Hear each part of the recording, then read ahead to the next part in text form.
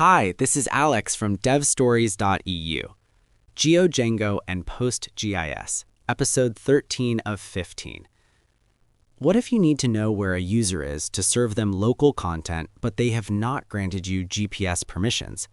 Their incoming IP address holds the answer. This is geolocation with GeoIP2. To be clear up front, IP geolocation is not a precise coordinate lookup like a browser geolocation API. It is an approximation. When you look up an IP address, you are querying a static dataset that maps assigned IP blocks to geographical areas. It gets you the right country almost always and the right city often, but it will not find the user's actual street address. Consider a scenario where a visitor lands on your e-commerce site.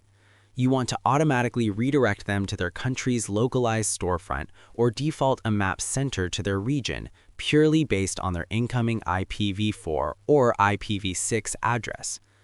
GeoDjango provides the GeoIP2 object specifically to handle this offline lookup. Before you can write any logic, you need the right pieces in place. First, you install the GeoIP2 Python library in your environment. Second, you need the actual data. GeoIP2 relies on MaxMind datasets, typically the free GeoIP2 city or country databases.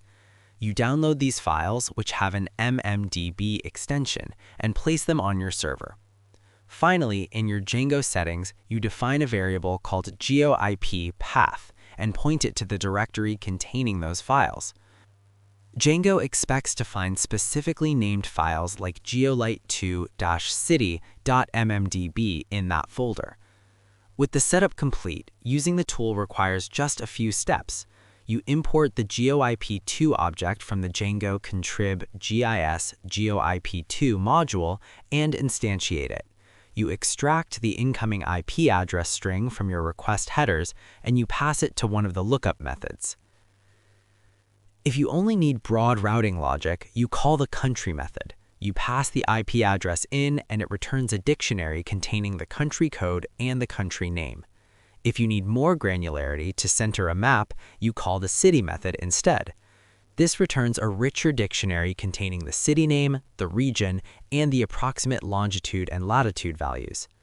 The city method includes the country data as well, so you only ever need to make one call. If you simply want the coordinates to feed into another function, there are dedicated methods like coordinates that return a basic tuple of longitude and latitude. You also need to handle failures gracefully. If you pass an invalid IP address or an address that is simply not present in the MaxMind database, GeoIP2 does not return an empty dictionary. It raises a GeoIP2 exception. You must wrap your lookup calls in a try block and provide a default fallback location for your storefront when the lookup fails. Here is the key insight. The code itself is essentially just an optimized file reader. Your geolocation accuracy entirely depends on the freshness of the database sitting in your GeoIP path directory. IP allocations change constantly. If you build a routing system around GeoIP2, you must automate the downloading of new database files regularly, or your localized redirects will slowly and silently become incorrect. That is your lot for this one. Catch you next time.